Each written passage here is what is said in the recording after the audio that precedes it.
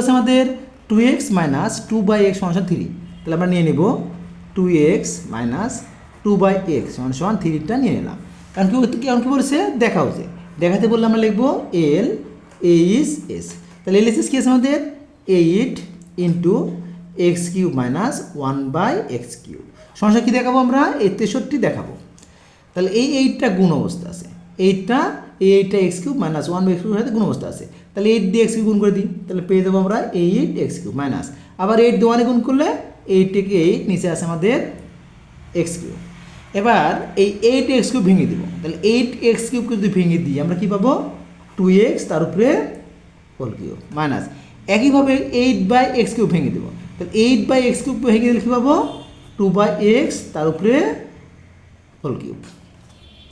এবার কী করবো আমরা এই 2xকে ধরবো a আর 2/xকে ধরবো b, তাহলে a³ মাইনাস b³ সূত্র করে গেল।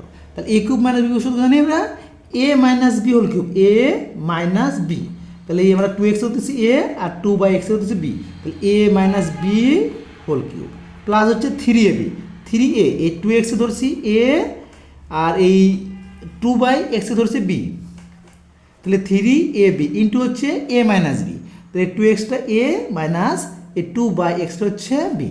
তাহলে আমাদের এখানে কোন সূত্র পড়ছে এই 2xকে ধরছি আর 2/x ধরছি b, তাহলে a³ মাইনাস b³ সূত্র a minus b whole cube plus 3ab into a minus b।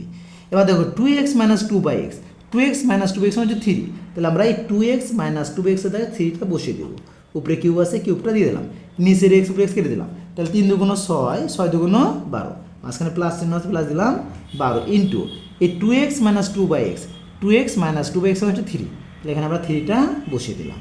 এই 3কে যদি কিউব করি কত পাবো আমরা 3কে কিউব করলে পাবো 27 প্লাস এই 12 আর 3 গুণ করবো, 3 12 কত হচ্ছে 36, এই 36 সাথে যদি আমরা 27 যোগ করি আমরা পেয়ে যাবো 63, এই আমাদের সুদ। আমরা দেখাতে বলি